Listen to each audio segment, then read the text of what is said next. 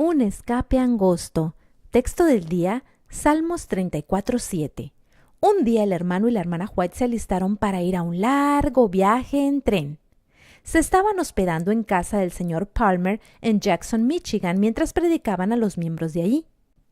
Cuando estaban empacando sus ropas en sus maletas y bolsas, y cuando estaban preparando una caja llena de libros y papeles que hablaban acerca de la venida de Jesús, el hermano White le dijo a su esposa Elena que durante toda la tarde había tenido un sentimiento contrario acerca de este viaje. Elena, tengo un extraño sentimiento acerca de hacer este viaje esta noche, dijo el hermano White a su esposa, pero tenemos una cita para hablar con las personas, así que debemos ir.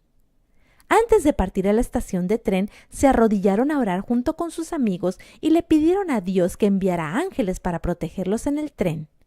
Cuando se levantaron de sus rodillas, el hermano White dijo: «Ahora estoy listo, porque sé que el Señor nos cuidará». Sus amigos los llevaron a la estación, donde abordaron el tren cerca de las 8 p.m.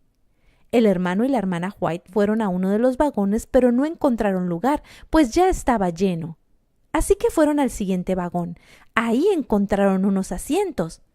Pero la hermana White no se quitó su sombrero como lo hacía usualmente cuando viajaba de noche. Es más, aún estando sentada, seguía sosteniendo su bolsa como si esperara que algo pasara, pero no sabía qué. La campana sonó y el tren lentamente avanzó hacia la oscuridad de la noche. Por alguna razón que no podían explicar, los White no se sentían felices viajando en este tren. El tren había avanzado cerca de 3 millas cuando de pronto sintieron que empezó a moverse bruscamente hacia adelante y hacia atrás hasta detenerse. Cuando se dieron cuenta que el tren había chocado, rápidamente abrieron la ventana para ver qué tanto se había dañado. Escucharon personas quejándose de dolor y a otros gritando de miedo. El vagón donde los White habían tratado de buscar lugar primero se había dañado y una de las puntas se había levantado sobre una pila de vagones chocados. 4 personas habían muerto y muchos más estaban gravemente heridos. Cuán agradecidos estaban el hermano y la hermana White de que el carro en el que viajaban se había mantenido atrás, cerca de 100 pies de distancia de los otros vagones chocados, y permanecía en las vías. Todos se emocionaron porque supuestamente otro tren iba a llegar por esas mismas vías en poco tiempo. Piezas del tren accidentado fueron rápidamente apiladas y prendidas en fuego para avisar al otro tren que parara.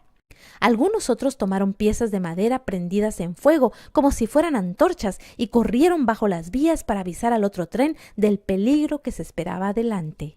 A la mañana siguiente, todos fueron a ver el tren chocado.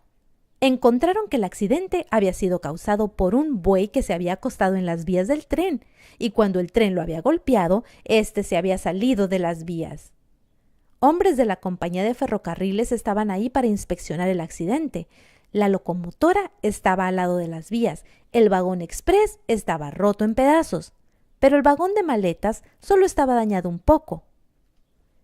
El hombre que estaba inspeccionando el accidente se sorprendió de ver que el vagón donde el hermano y la hermana White habían viajado permanecía en las vías, estaba separado de los vagones accidentados y permanecía a solo cerca de 100 pies de distancia del otro que estaba enfrente. Podían ver el tornillo y las cadenas descansando en la plataforma del vagón como si alguien los hubiera puesto ahí. ¿Cómo sucedió esto?, preguntaba la gente. Este vagón estaba asegurado con un gran tornillo y cadena. El desencajado hombre de los frenos dijo: «Es un misterio total el cómo este vagón se llegó a separar de los otros que estaban adelante». Nadie de los hombres del tren podían explicarlo, pero para el hermano y la hermana White no era un misterio.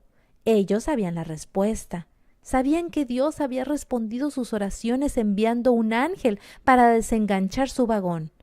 Estaban agradecidos por su confortante promesa, tal como Salmos 34:7 lo dice: «El ángel de Jehová acampa alrededor de los que le temen y los defiende».